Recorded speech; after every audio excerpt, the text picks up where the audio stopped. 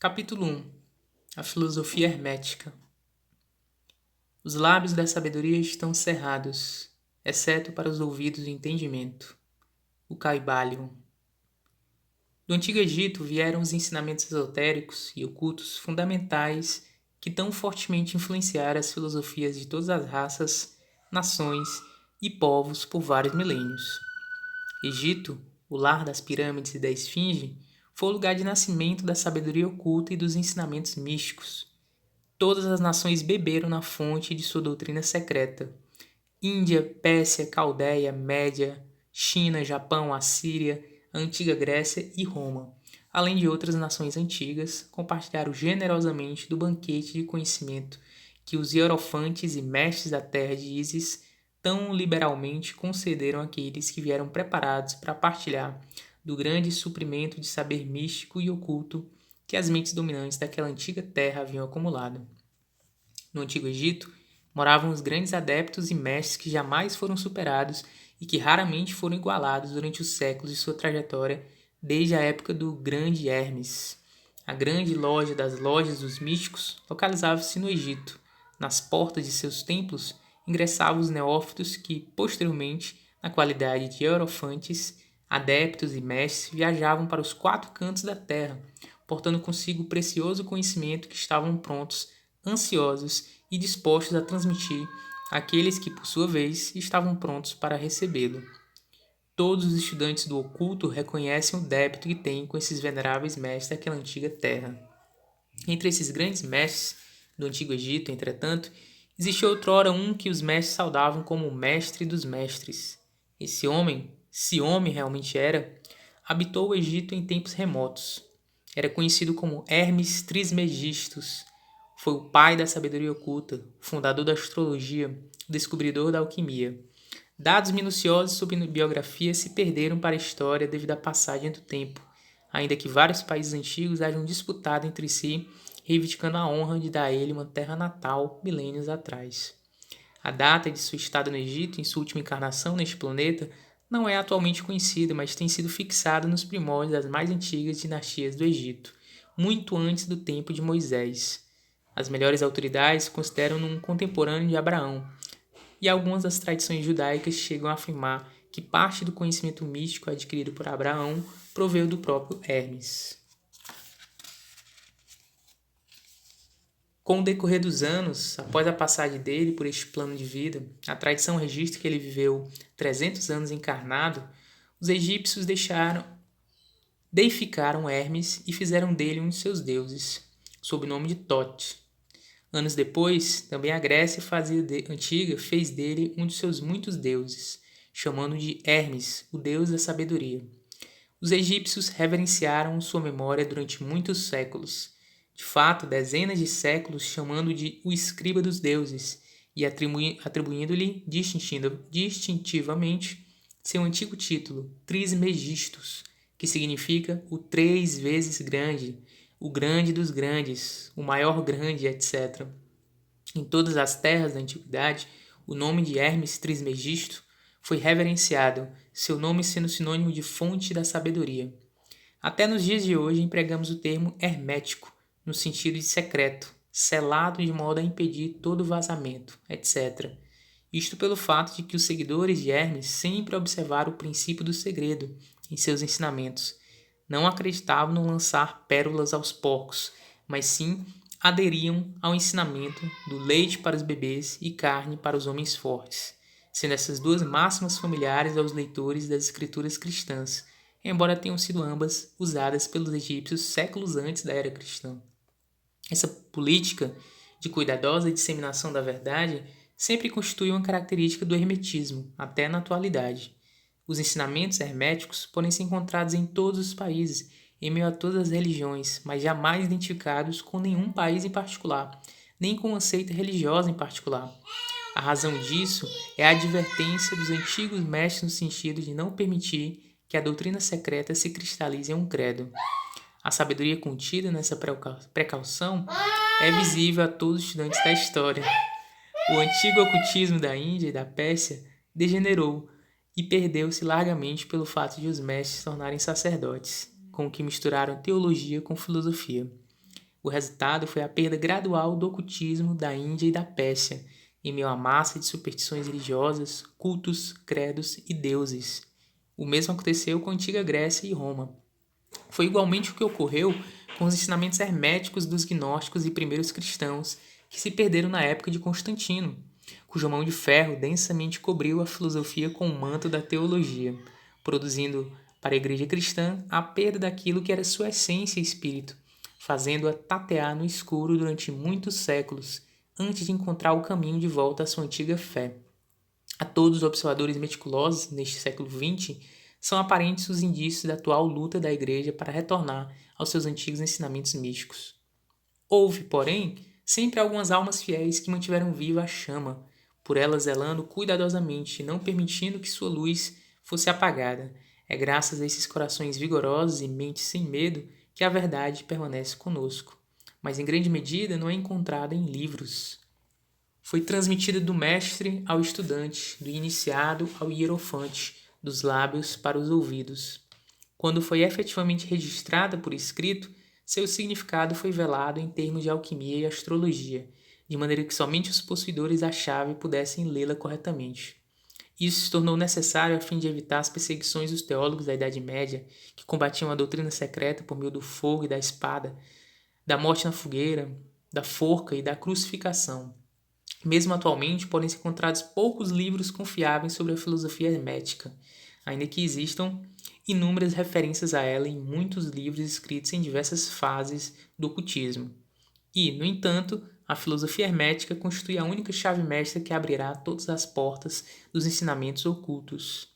Havia, na antiguidade remota, uma compilação de certas doutrinas herméticas básicas, transmitidas de mestre a discípulo, que era conhecida como o Caibalion, termo cujo significado e sentidos exatos se perderam por vários séculos.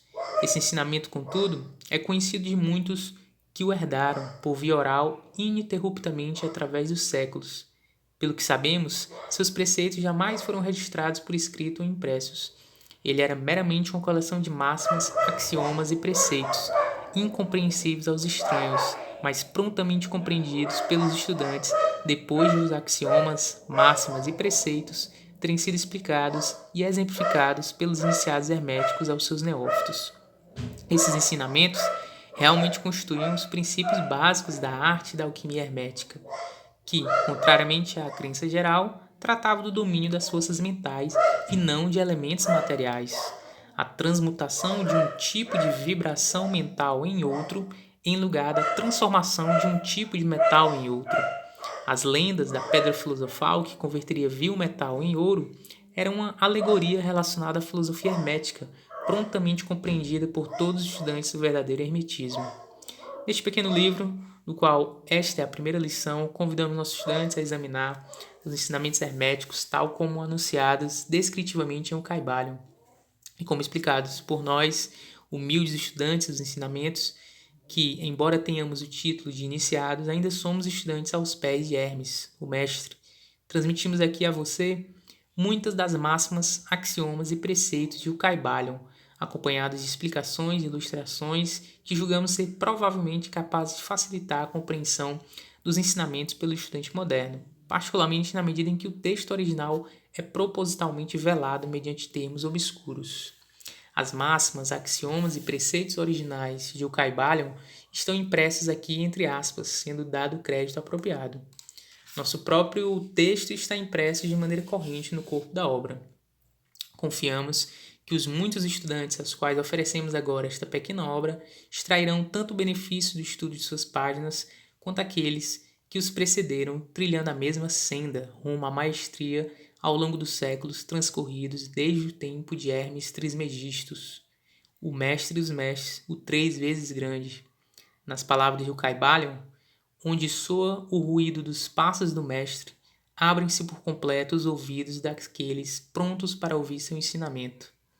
Uma vez que os ouvidos dos estudantes sejam preparados para ouvir, surgem então os lábios a enchê-los de sabedoria. A conclusão é que, de acordo com os ensinamentos, a passagem deste livro, dirigida àqueles prontos para a instrução, atrairá a atenção daqueles que estão preparados para receber o ensinamento e, Do mesmo modo, quando o discípulo estiver pronto para receber a verdade, este pequeno livro virá a ele, ou a ela. Tal é a lei, o princípio hermético de causa e efeito, no seu aspecto da lei da atração, reunirá lábios e ouvidos, discípulo e livros associados. Que assim seja. Capítulo 2. Os 7 princípios herméticos. Os princípios da verdade são 7. Aquele que os conhece com entendimento possui a chave mágica sob cujo contato todas as portas do templo se abrem, o Caibalion. Os 7 princípios herméticos nos quais está baseada a total filosofia hermética são os seguintes. 1. O princípio do mentalismo. 2. O princípio da correspondência. 3. O princípio da vibração. 4. O princípio da polaridade. 5. O princípio do ritmo. 6. O princípio de causa e efeito. 7. O princípio do gênero. Esses 7 princípios serão discutidos e explicados na sequência destas lições. É possível, entretanto, apresentar neste ponto uma breve explicação de cada um. 1. O princípio do mentalismo. O todo é mente, o universo é mental, o Caibalion. Este princípio expressa a verdade de que tudo é mente. Explica que o todo, que é a realidade substancial que serve de base a todas as manifestações e aparências exteriores que conhecemos pelas expressões do universo material, fenômenos da vida, matéria, energia e, em suma, tudo que é aparente aos nossos sentidos materiais é espírito, que em si mesmo é incognoscível e indefinível, mas que pode ser considerado e pensado como uma mente viva universal, infinita.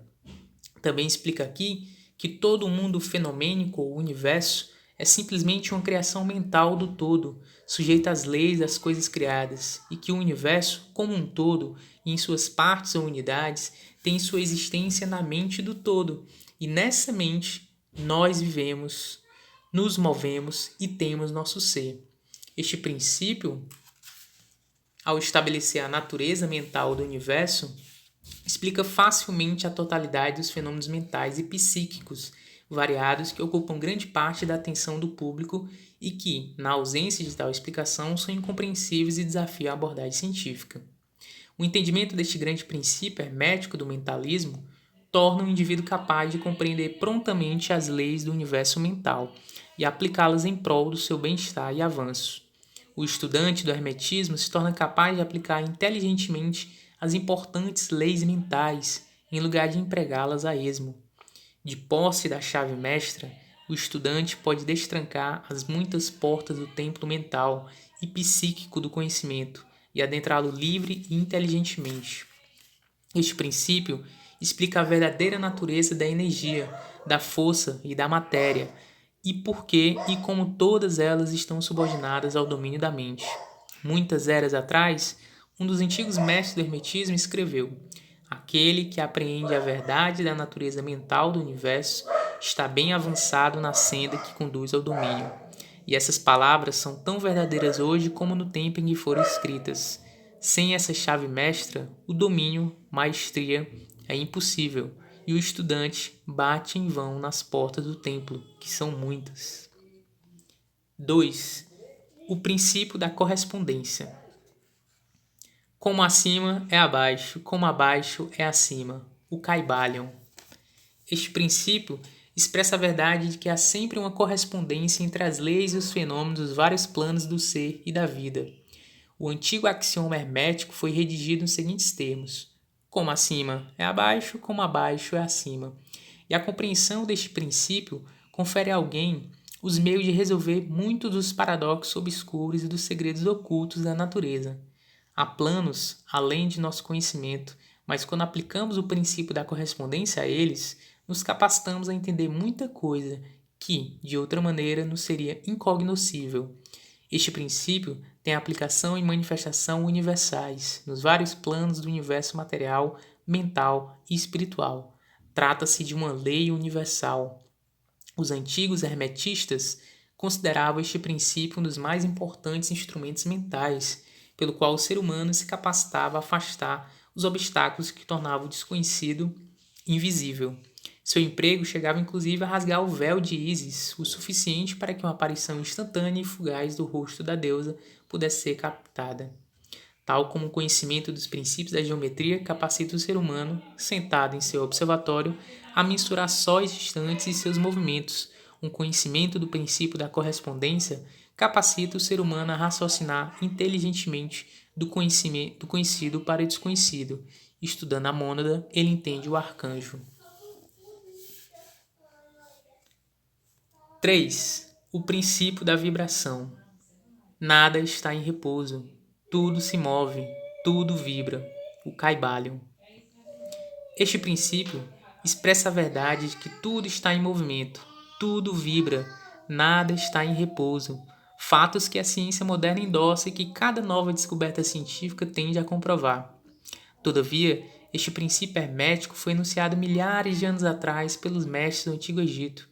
Este princípio explica que as diferenças entre distintas manifestações da matéria, da energia, da mente e mesmo do espírito resultam largamente de índices de vibração variáveis. Do todo, que é espírito puro, descendentemente até a forma mais grosseira de matéria, tudo está em vibração. Quanto mais alta a vibração, mais alta a posição na escala. A vibração do espírito se encontra em um tal índice infinito de intensidade e rapidez que está praticamente em repouso, tal como uma roda que se move rapidamente parece estar imóvel. E, no outro extremo da escala, há formas grosseiras de matéria cujas vibrações são tão baixas a ponto de parecerem em repouso. Entre esses polos existem milhões de graus variáveis de vibração, do corpúsculo e do elétron, do átomo e da molécula aos mundos e universos. Tudo está em movimento vibratório. Isso também é verdadeiro nos planos da energia e da força, que não passam de graus variáveis de vibração, e também nos planos mentais, cujos estados dependem de vibrações, e até nos planos espirituais. Uma compreensão deste princípio, acompanhada de fórmulas apropriadas, torna os estudantes do hermetismo capazes de controlar as próprias vibrações mentais, bem como as dos outros. Os mestres também aplicam este princípio na subjugação dos fenômenos naturais, das variadas maneiras.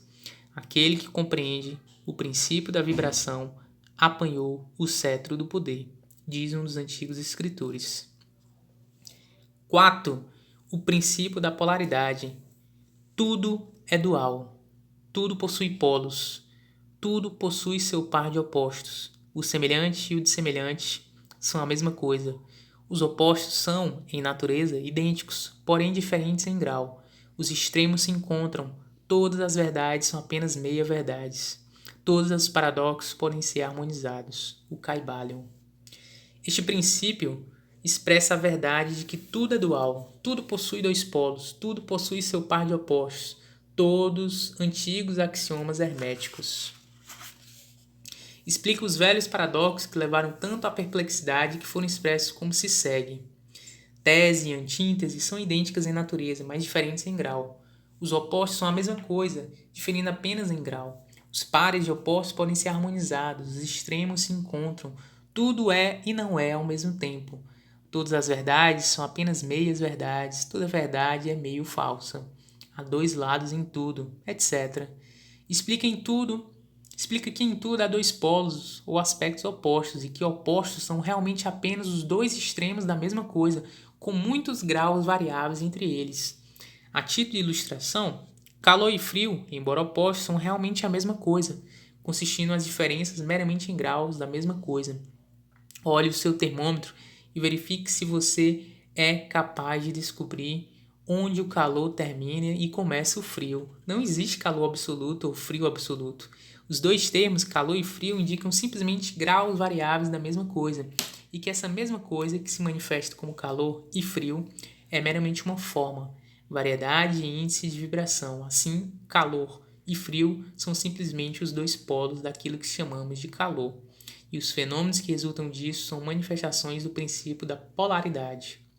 O mesmo princípio se revela no caso de luz e escuridão, que são a mesma coisa, consistindo sua diferença em graus variáveis entre os dois polos dos fenômenos. Onde finda a escuridão e começa a luz? Qual a diferença entre grande e pequeno, duro e mole, preto e branco? O princípio da polaridade explica esses paradoxos e nenhum outro princípio pode substituí-lo. O mesmo princípio opera no plano mental. Tomemos um exemplo radical e extremo de amor e ódio, dois estados mentais aparentemente diferentes por completo.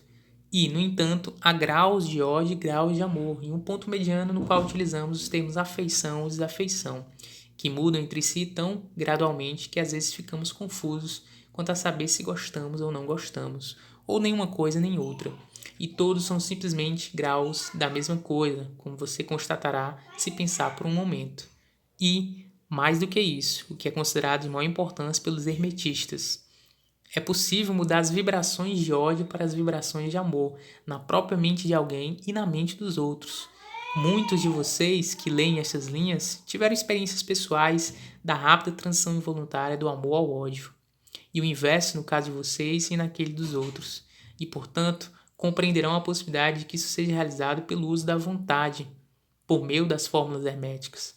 Bem e mal são apenas os polos da mesma coisa, e o hermetista compreende a arte de transmutar mal em bem mediante uma aplicação do princípio da polaridade.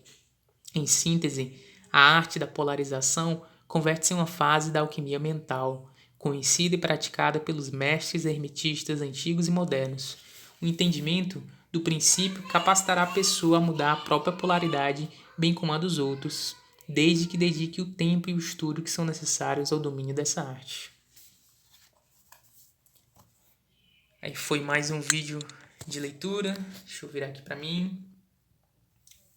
Espero que vocês tenham gostado. Não esqueça de deixar o like aí, que ajuda demais. Se vocês chegaram até aqui nesse momento de vídeo, deixa a palavra 3 vezes grande, a expressão 3 vezes grande. E é isso, se inscreva, ativa as notificações, a primeira opção todas. Maratone a playlist, leitura de livros, que ajuda demais. Um abraço.